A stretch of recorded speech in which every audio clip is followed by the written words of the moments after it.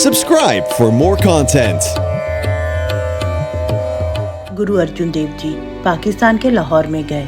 वहाँ पर बहुत सारी संगत ने अपने अपने घरों में गुरु जी के लिए भंडारे का आयोजन किया।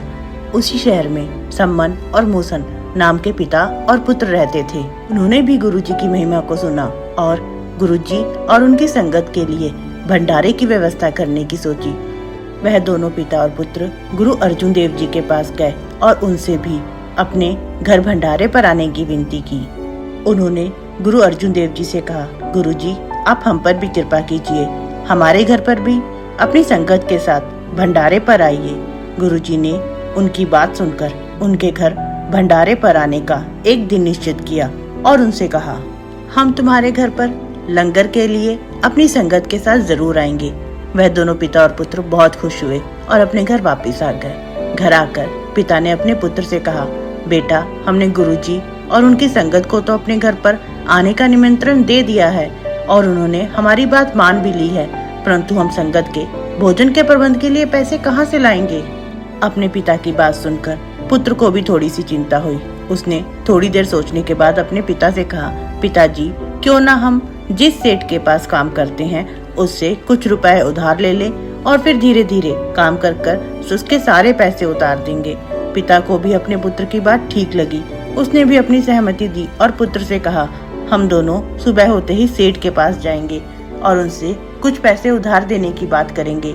शायद सेठ हमारी बात मान जाए। इसी विषय पर सोच विचार करते करते दोनों पिता और पुत्र सो गए। सुबह हो गई। सुबह होते ही दोनों पिता पुत्र सबसे पहले सेठ के पास जाते हैं। उन्होंने सेठ से विनती की और उनसे कहा कि सेठ जी हम भी गुरुजी का भंडारा करवाना चाहते हैं, आप हमें 500 रुपए उधार दे सकते हैं, हम धीरे धीरे आपके सारे पैसे उतार देंगे।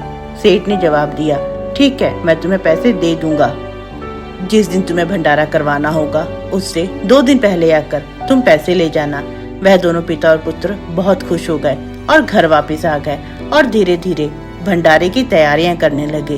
पहले के समय में सब कुछ मिठाइयाँ घर पर ही तैयार की जाती थी। जब भंडारा करने में 2-3 दिन ही बचे तो पिता ने अपने पुत्र से कहा, बेटा हमें मिठाइयाँ बनवाना शुरू कर देना चाहिए, हमारे पास अधिक समय नहीं बचा है, हमें सेठ के पास जाकर पैसे ले आने चाहिए जिससे हम समय पर सारी तैयारियां पूरी कर पाएं।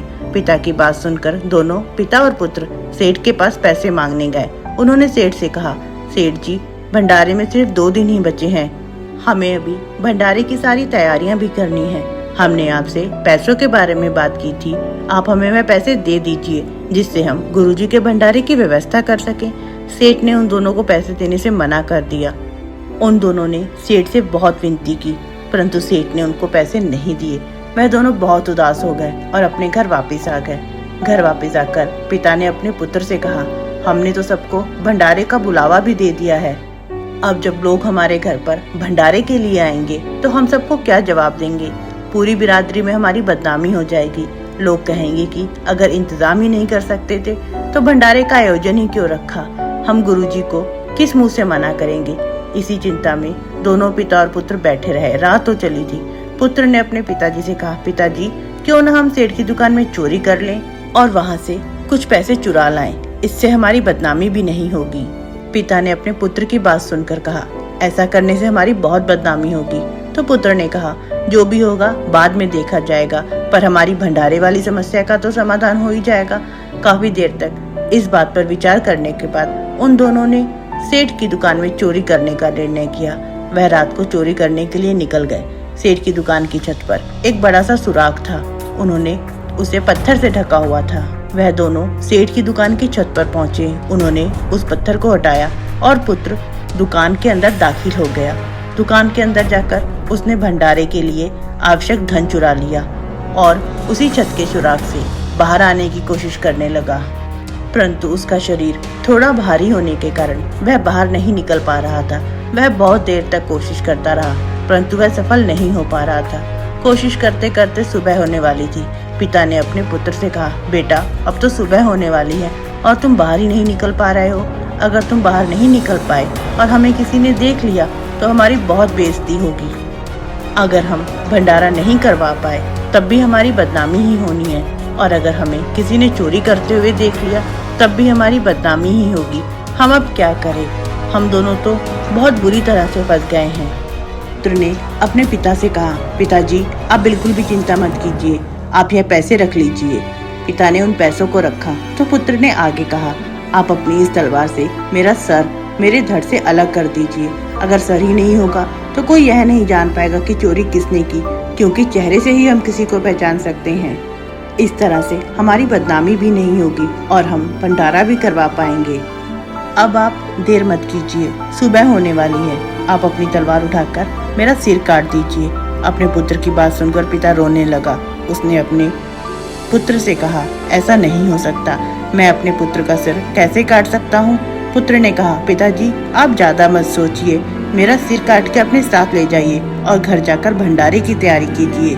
बहुत देर तक इसी तरह बहस करने के बाद पिता ने बदनामी के डर से अपने पुत्र की बात मान ली और उसका सिर काटकर धड़ से अलग कर दिया। उसके पुत्र का शरीर सेठ की दुकान के अंदर ही गिर गया और वह अपने पुत्र के सिर को अपने साथ ले आया।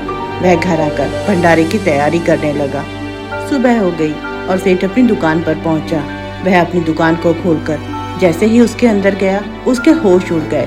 उसकी दुकान में एक बिना सिर की लाश पड़ी हुई थी। वह लाश को देखकर बहुत घबरा गया।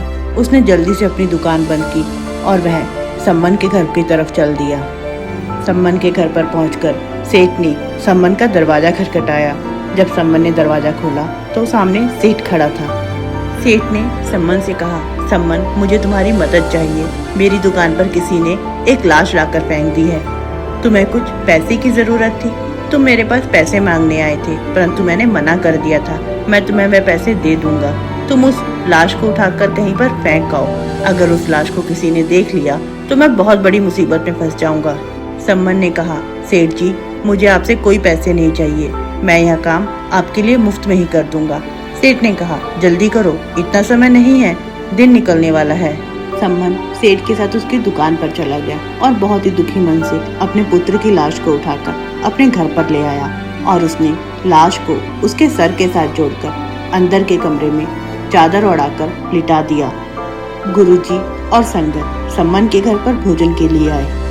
सम्मन सबसे पहले गुरुजी को खाना खिलाने के लिए एक थाली में सभी व्यंजन लेकर आया। उसने गुरुजी से विनती की, पातशाह जी आप भोजन ग्रहण कीजिए। संगत भी भोजन खाने का इंतजार कर रही है। गुरुजी ने सम्मन की तरफ देखा और उससे पूछा, जब तुम मेरे पास भंडारे के आयोजन के बारे में पूछने आए थे तो तुम 2 लोग थे, परंतु आज तुम अकेले ही सारा काम कर रहे हो। तुम्हारा पुत्र मूसन कहाँ है? सम्मन ने जवाब दिया, गुरुजी उसकी तबीयत कुछ ठीक नहीं थी, वह सो रहा है, आप भोजन ग्रहण कीजिए। गुरुजी ने कहा, घर पर इतनी संगत है और वह सो रहा है, तुम पहले उसको बुलाओ, फिर हम भोजन ग्रहण करेंगे। सम्मन ने फिर से गुरुजी से भोजन ग्रहण करने की विनती की, परंतु गुरुजी मूसन को बाहर बुलाने की बात करते रहे। सम्मन ने कहा, गुरुजी अब आप ही कृपा कीजिए, आप ही उसे बुला लीजिए, क्योंकि वह मेरे बुलाने पर नहीं आएगा। गुरुजी ने मूसन को खुद आवाज लगाई और कहा, मूसन तुम अंदर कमरे में लेटे हुए क्या कर रहे हो? तुम बाहर आओ, आकर संगत की सेवा करो। एक चमत्कार हुआ और मूसन वाहिगुरु कहता हुआ कमरे से बाहर आ गया। सम्मन की आंखों में से आंसू आ गए और वह गुरु अर्जुन देव जी के चरणों में गिर गया। उन दोनों ने गुरुजी का धन्यवाद किया और भंडारे को पूरा किया। तो दोस्तों, आपको हमारी आज की साखी कैसी लगी? आप हमें कमेंट बॉक्स में जरूर बताइएगा और प्लीज हमारे इस चैनल को लाइक, शेयर और सब्सक्राइब जरूर कीजिए। कल फिर से मिलते हैं एक नई साखी के साथ। Subscribe for more content.